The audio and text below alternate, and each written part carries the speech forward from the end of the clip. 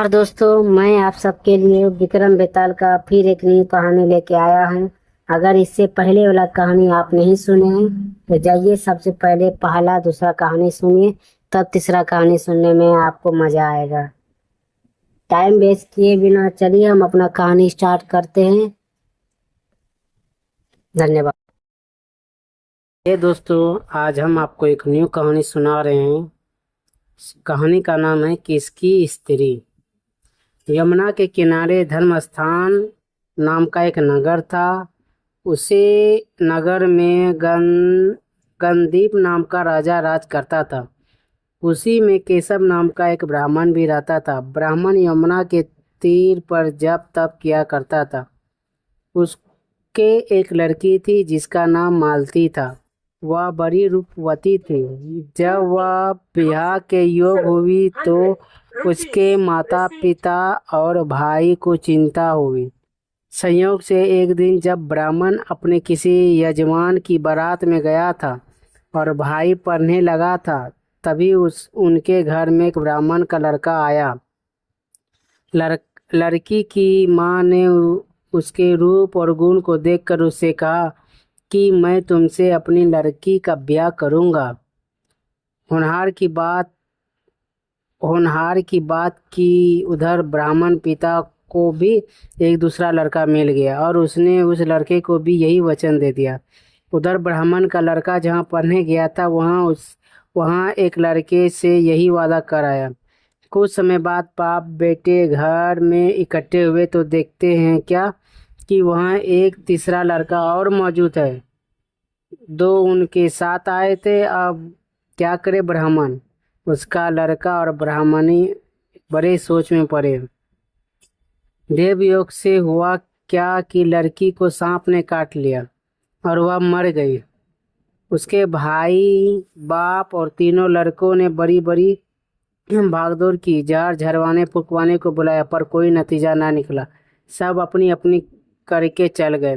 दुखी होकर वह उस लड़की को शमशान ले गया और क्रियाक्रम करने लगा। तीनों लड़के में से एक ने तो उसकी हड्डियां चुन ली और फकीर बनकर जंगल में चला गया। दूसरे ने राख की गठरी बांधी और वही झोपड़ी डाल कर रहने लगा। तीसरी योगी होकर देश विदेश घूमने लगा। एक दिन की बात है, वह तीसरा लड़का घूमते घूमते किसी नगर में पहुंचा और एक ब्राह्मणी के घर भोजन करने बैठा। जैसे ही उस ब्राह्मणी भोजन परोसने आई कि उसके छोटे लड़के ने उसका आंचल पकड़ लिया।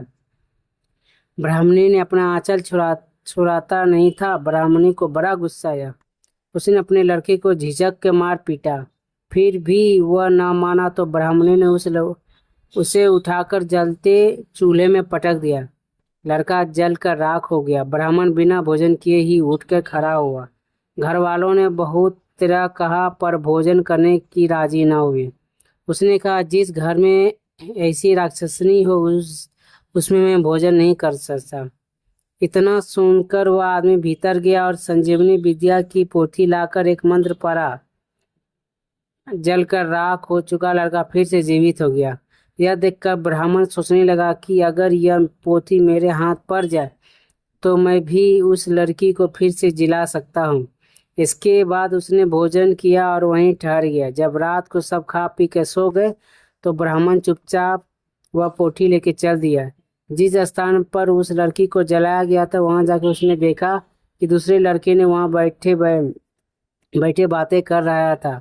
इस ब्राह्मण को यह कहने पर कि उसे संजीवनी विद्या की पोथी मिल गई है और वह मंत्र पढ़कर लड़की को जिला सकता है। उन दोनों ने हड्डियां राख निकाली। ब्राह्मण ने जैसे ही मंत्र पढ़ा और लड़की जी उठी। अब तीनों उसके पीछे आपस में झगड़ने लगे। इतना कहकर बेताल बोला, राजा बताओ कि वह लड़की किसकी स्त्री होनी चाहिए। राजा ने जवाब दिया, जो वहाँ कुटिया बनाकर रहा उसकी है। बेताल ने पूछा, क्यों? राजा बोला, जिसने हड्डियां रखी वह तो उनके बेटे के बराबर हुआ। जिसने विद्या सीखकर जीवन दान दिया वह बाप के बराबर हुआ। जो राख लेकर रमा रमा रहा वही उसका हकदार है। राजा का यह जवाब सुनकर बेताल फिर पेड़ से जा लटका। राजा को फिर लौटना पड़ा और जब वह उसे लेकर चला गया तो बेताल ने तीसरी कहानी सुनाई। दोस्तों ये दूसरी कहानी समाप्त हो गया है। कृपया करके हमारे चैनल को लाइक करें, सब्सक्राइब करें।